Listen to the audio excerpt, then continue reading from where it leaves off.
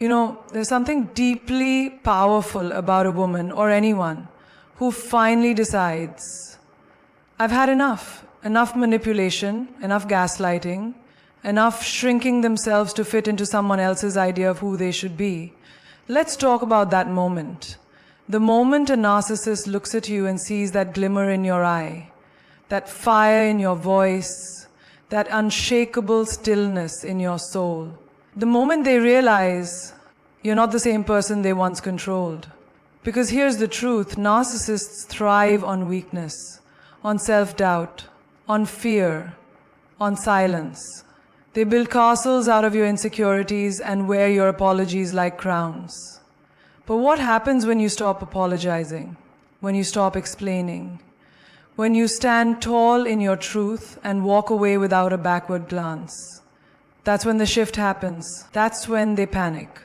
Because suddenly, their power doesn't work on you anymore. Suddenly, their words bounce off you like rain on armor. Narcissists thrive in environments where they can manipulate, control, and emotionally dominate others.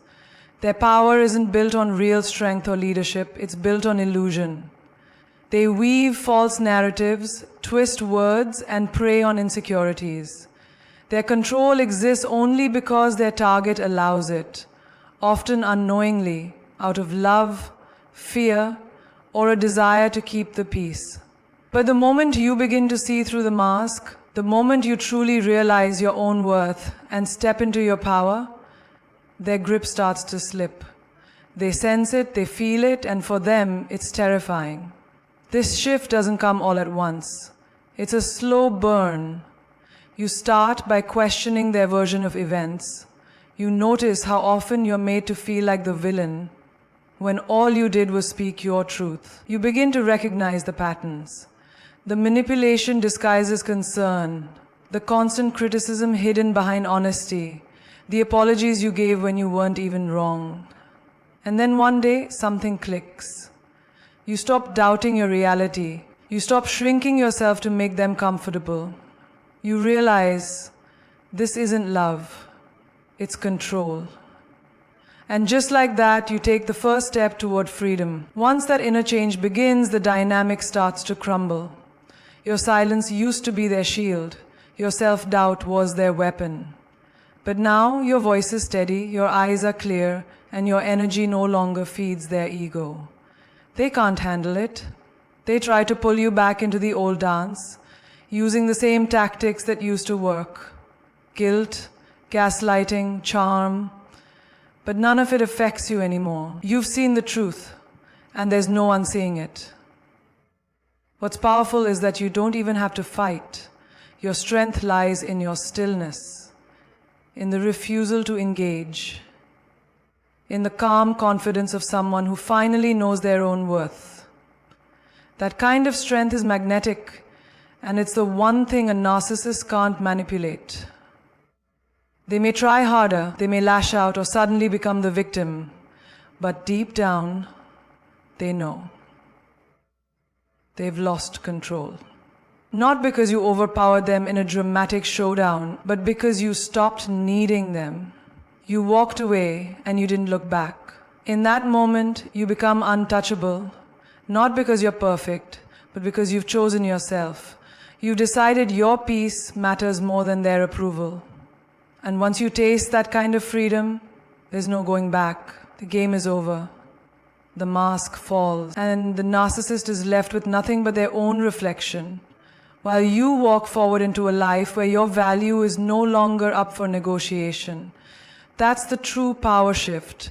That's when everything changes. There's a quiet revolution that happens within when you choose to stop living in survival mode and start reclaiming your identity. When you've been entangled with a narcissist, they convince you that your strength is a threat, your independence is disloyalty, and your emotions are weaknesses. They condition you to believe that keeping them happy means sacrificing parts of yourself. You start to forget who you were before them, but transformation begins the moment you remember, the moment you stop shrinking to make them feel big, the moment you start rising. A narcissist's greatest fear isn't confrontation, it's evolution, it's your growth, your awakening, your refusal to stay small. See, they fell in love with your light, but they only wanted it dimmed. They admired your strength, but only if it could be used to build their ego, not your own future.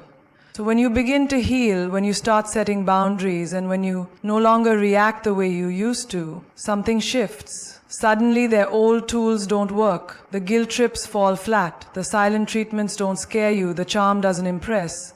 And that's when the panic sets in for them. They realize the version of you they depended on, the compliant, doubting, anxious version, is gone. And in their place is someone calm, clear, and quietly powerful. You no longer crave their validation because you finally found it in yourself. That's the moment they lose. Because nothing scares a narcissist more than someone who knows their worth and refuses to let it be dictated by manipulation. This transformation doesn't mean you're hardened or bitter. Quite the opposite. You've simply shifted the spotlight inward. You start protecting your energy. You listen to your intuition. You surround yourself with people who uplift rather than drain you. And most importantly, you stop asking permission to take up space. To a narcissist, your evolution feels like betrayal. But to you, it feels like breathing again. They might call you too much or selfish, but that's only because you've stopped being an extension of their ego. You're no longer their mirror. You're your own whole person now. And that truth, it burns them. But don't dim yourself just because your light exposes their shadows. Let them watch. Let them witness the rise. You don't owe them your silence, your softness, or your sacrifice. You owe yourself peace, joy, and authenticity. Your transformation is not just your healing.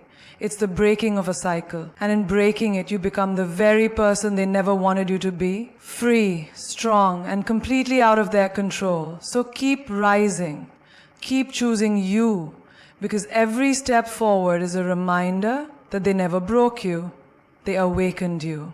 Real strength often grows in silence. It doesn't come with fireworks or grand declarations. It begins quietly, in moments no one sees. It builds when you're sitting alone in your room, replaying conversations that made you question your worth. It grows when you cry yourself to sleep but still get up the next morning and face the day. Resilience is born in the dark, long before anyone notices the light. When you've been in the grip of a narcissist, you're trained to believe that your value comes from how well you please them. You become so used to walking on eggshells, so used to shrinking yourself to avoid conflict, that you start to lose your voice. You start to feel like maybe you are the problem. And because they're often charming and manipulative, it's easy to believe the lies they feed you. But somewhere in the depths of your being, a small voice remains. A whisper that says, "This isn't right. I deserve more." That whisper is where it all begins. It doesn't roar. It doesn't scream. But it persists. Over time, it grows louder, stronger. You start questioning things. You notice the patterns. You realize that the emotional roller coaster isn't love. It's control. And from that awareness, the seed of resilience is planted. But building strength isn't a straight path. It's messy. Some days you feel strong and empowered. Other days you might still fall back into old patterns. And that's okay. Growth isn't perfect. What matters is that you keep going. That every time you get knocked down, you rise a little faster, a little stronger. You stop believing that love should hurt. You start trusting yourself more. That's the process. That's how resilience is built. It doesn't come from revenge or proving anything to the narcissist. It comes from choosing yourself again and again, even when it hurts. It comes from learning to sit with discomfort instead of running from it. It comes from facing your own pain head on and deciding that it won't define you. People may not notice your strength right away. They may not see the battles you fight just to hold yourself together. But you know, you feel it. That inner shift, that refusal to give up, that quiet decision to rise, even when everything inside you wants to shut down. That's your power. And eventually, that power starts to show on the outside, in your boundaries, in your confidence, in the way you no longer tolerate less than you deserve. Resilience doesn't always look loud or bold. Sometimes it's just you, choosing to keep going, choosing to believe in a version of yourself that's whole, healed, and happy. And the most beautiful part? One day, without even realizing it, you'll look back and see how far you've come. You'll realize that all those quiet battles led you here, that your strength was never missing, it was just waiting for you to notice. There comes a point in your journey where you stop asking for permission to be powerful. You no longer need someone to tell you that your feelings are valid, your voice matters, or that your presence is enough. You begin to realize that everything you were looking for in others, approval, love, validation, was always meant to come from within. And when you finally understand that, you stop apologizing for taking up space. You stop dulling your shine to make others feel more comfortable in their shadows. Being around a narcissist often teaches you to second-guess yourself. You're made to feel like your needs are too much, your standards too high, your emotions too dramatic. Over time, you begin to internalize that narrative. You learn to stay quiet to keep the peace. You say yes when you mean no. You prioritize their comfort over your own truth, and that's not love. That's self-abandonment. But something happens when you finally hit that inner breaking point. Not the kind that destroys you, but the kind that wakes you up. You begin to remember who you were before their voice became louder than your own. You start rebuilding the relationship with yourself, slowly and intentionally. At first, it feels unfamiliar. You may feel guilty for saying no. You may feel selfish for choosing your own peace. But in time, you start to see it for what it truly is, self-respect. You begin to carry yourself differently. You speak with more certainty. You walk into rooms without shrinking. You stop explaining yourself to people who are committed to misunderstanding you. That's when the world starts to take notice. That's when people say you've changed. But the truth is, you're just becoming who you were always meant to be before life tried to convince you otherwise. There's a quiet, unshakable confidence that comes with owning your power. You're not interested in controlling others. You don't need revenge or validation. You're simply grounded in who you are. You've outgrown the need to be liked by everyone. You've learned that peace is far more valuable than approval. And that kind of power doesn't need to be announced. It just is. People who once thrived on your uncertainty will be uncomfortable with this new version of you. They'll call it arrogance, coldness, or pride. But that says more about them than it does about you. They were never afraid of you being wrong. They were afraid of you being sure of yourself. Because a woman or a person who knows their worth is no longer easy to control. So don't apologize for your standards. Don't water yourself down for the comfort of others. Don't wait for someone to crown you worthy.